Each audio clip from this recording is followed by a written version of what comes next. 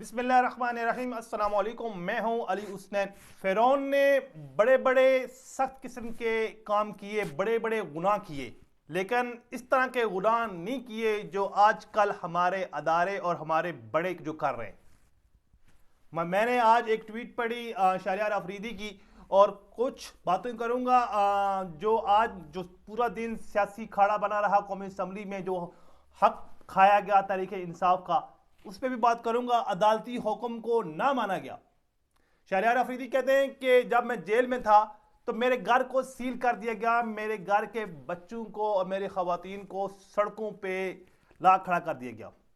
10 दिन तक मेरी बेटियां रोड पे रहीं, कोई इनका कहते हैं ना ध्यान रखने वाला नहीं था। रिश्तेदारों को डराया गया, धमकाया गया, किसी ने उनको आसरा नहीं दिया। ये कोई भी करते, मुझे मार देते, मेरे टुकड़े कर देते, कम कम मेरे घर को, मेरे खवातीन को इस तरह रसवा ना करते। मैं इसलिए कहता हूं फ़िरौन भी शर्मा रहा होगा जो काम इन लोगों ने किया। ये एक शहरयार अफरीदी की मिसाल है। देखें, इन्होंने, ये एक MNA था, एक मिनिस्टर था, उसके साथ उसकी फैमिली के साथ ये हशर किया है, तो सोचें कि एक आम पाकिस्तानी के साथ ये क्या क्या जुल्म करते होंगे, उनकी फैमिली के साथ क्या क्या करते होंगे। बहुत से ऐसे भी वाकयात रिपोर्ट हुए हैं जिसके ऊपर कहते हैं कि खून के आंसू दिल करता रोने के। ऐसे ऐसे इन्होंने हालात पैदा कर दिए। आज मैं ट्वीट देख रहा था अनवर मसूद की, उन्होंने कहा जी बिल्कुल इन लोगों को सजाएं होनी चाहिए जिन लोगों ने ये इलेक्शन चोरी किया है, चाहे वो जर्नल हो चाहे वो जज हो। अगर ये आज इलेक्शन चोरी करके बेचा है इन लोगों ने, कल ये मुल्क बेच देंगे, क्योंकि इन्होंने आज इलेक्शन बेचा, अरबों रुपए ले, ये किसी मुल्क में आबाद हो जाएंगे। जो नेक्स्ट आएंगे उन्हें भी जरिया माश तो चाहिए किसी मुल्क में आबाद होने के लिए, उन्हें भी पैसा चाहिए, तो वो मुल्क बेच के किसी और मुल्क में जाकर रहेंगे। इसलिए इनको खिलाफ सजाएं आर्टिकल 6 लगना चाहिए, क्योंकि इन्होंने जो मुल्क के साथ खिलवाड़ किया है, कौम इन्हें कभी नहीं बख्शेगी। 70 अरब रुपया लगा दिया आपने कौम को, एक जो ऐसी कौम जिसके पास खाने के लिए आटा नहीं है, 2 वक्त की रोटी नहीं है, आपके उसने 70 अरब रुपया लगा के फिर आपने जो धांधली की, इलेक्शन कमीशन ने जो कहते हैं ना एक को नो करते रहे, फिर उस पर देखें हमारी अदालतें खामोशी देखें। इलेक्शन कमीशन एक छोटा सा केस लेके गया, चीफ जस्टिस की फुर्तियां देखें, उन्होंने PTI का बैट ले लिया। यहां पूरा मुल्क इलेक्शन में धांधली हुई, पूरी दुनिया चीख रही है, और ये हमारे जो चीफ जस्टिस हैं इनकी कानून पे जू तक नहीं रेंगी। ये उस जस्टिस के पीछे लगे हुए हैं जिसने इस्तीफा तो दे दिया लेकिन उसकी खलासी नहीं छूटी, उसे आज सजा सुना के ही दम लिया उन्होंने।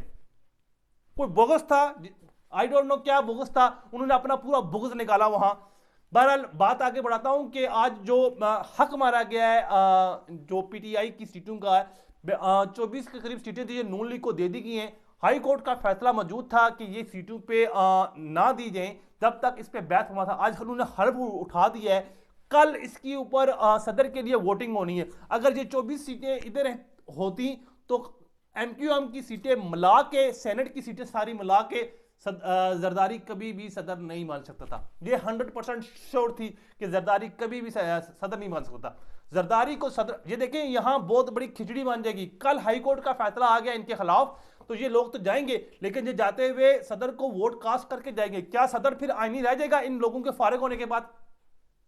सदर गैर आईनी हो जाएगा। लेकिन सदर जब एक दफा हल्फ उठा ले, सीट पे आके बैठ जाए, ये पूरे का पूरा सिस्टम लेपेटना चाहते हैं। देखें इतने गैर आईनी हो रहे हैं, इतना मुंह काला कर रहे हैं, इतने जूते पड़ रहे हैं, फिर भी D2 की तरह बैठे हुए हैं और फैसले धड़ाधड़ कर रहे हैं। कोई डर नहीं, कोई खौफ नहीं है। देखें आज भी पूरी दुनिया में औरतों का आलमी दिन मनाया गया। पाकिस्तान में देखें हमारी औरतें नाहक गिरफ्तार हैं पिछले 10 माह से। ये औरत का भाषण देते रहे जी, औरत का बड़ा मकाम है, ये है वो है। आपको सनम जवेद और डॉक्टर यास्मीन राशिद नजर नहीं आई? डॉक्टर यास्मीन जो कैंसर की पेशेंट है और उनकी देखें कि 75 साल की उम्र है, स्टिक की सपोर्ट से वो चलती हैं, तो क्या वो जाके गाड़ियां चलाएंगी? क्या वो शीशे तोड़ेंगी? सियासी केस बनाए गए। मसला है कि ये निगरान सेटअप देख लें, आपके सामने है। एक सेनेट के चेयरमैन का उम्मीदवार है वजीर आजम काकड़, दूसरा वो वजारत दाखिला के लिए उम्मीदवार है। सरफराज बुकटिया, उसको भी नवाजा गया, उसको सीएम बना दिया गया। क्यों? जिन लोगों ने खिदमत की इनके लिए उनको नवाजा गया, जिनको नहीं खिदमत की गई उनको नहीं नवाजा गया। सिस्टम ही सारा के सारा ही कितने करप्ट है, ऊपर से लेकर अदारे भी करप्ट, अदारे पे बैठा हुआ हर वो शख्स ही करप्ट है। जो करप्ट नहीं है उसको निकाल देते हैं, नहीं तो उसको ऊपर भेज देते हैं। देखें अरशद शरीफ को कैसे इन्होंने ऊपर निकाल दिया। जो इनके खिलाफ बोल रहा था, देखें इमरान रियाज को बिला वजह गिरफ्तार कर लिया। पहले जमीन के केस में देखा जमानत हो रही है, फिर वो पिछले साल का केस मार्च का डाल दिया, फिर उसमें बरामद की वजह इसके बाद डंडा था, और सहाफी के बाद डंडा किधर से आया? वो रिपोर्टिंग करने के लिए आज भी उसकी वीडियोस मौजूद हैं जिसके उसके हाथ में माइक था, लेकिन क्या है कि कानून वहां रास्ता नहीं लेने दे रहा। इतने सारे उस पर इतने सैंक्शन लगा देते हैं कि वो उस गरीब को आज तक जमानत नहीं मिली। मुल्क में कानून की इस वक्त बालादस्ती नहीं है। देखें इन लोग, ये मरियम नवाज पंजाब की सीएम है, ये दे रही है 10 किलो को आटा दे रही है, उसके ऊपर अपने बाप का बूथा लगा दिया। इसकी क्या जरूरत थी इतना बड़ा ब्लंडर मारने के लिए? फिर जो आपने 6.5 अरब रुपए की जो सब्सिडी दी है लोगों को, वो भी बेनजीर इनकम सपोर्ट पे दी है। हर बंदे को नहीं दी, लिटल स्टोर पे वही बंदा लेगा जो एल है। आज के दौर में लोग नहीं बेनजीर इनकम सपोर्ट में, हर बंदा का रजिस्टर्ड नहीं है, कुछ लोग रजिस्टर्ड है। लेकिन इस वक्त जो मुल्क के हालात है, हर बंदा ही मजबूर है। देखें वहां केपीके में उसने आते हुए साथ ही सबसे पहले सेहत कार्ड बहाल किया। अस्पतालों में जितने भी लोग बैठे हुए मरीजों के साथ टेंडर्स, उनके लिए अफ्तारी और सहरी का इंतजाम किया। शेल्टर खोल दिए गरीबों के लिए, पनाहगाहें खोली, लंगर खोल दिए। ये होती है अवामी खिदमत, अवाम के लिए काम करना। ये नहीं है कि अपनी मार्केटिंग करना।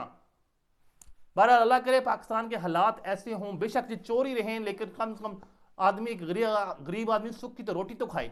मुझे दीजिए इजाजत, नेक्स्ट व्लॉग में दोबारा मिलते हैं। अल्लाह हाफिज़।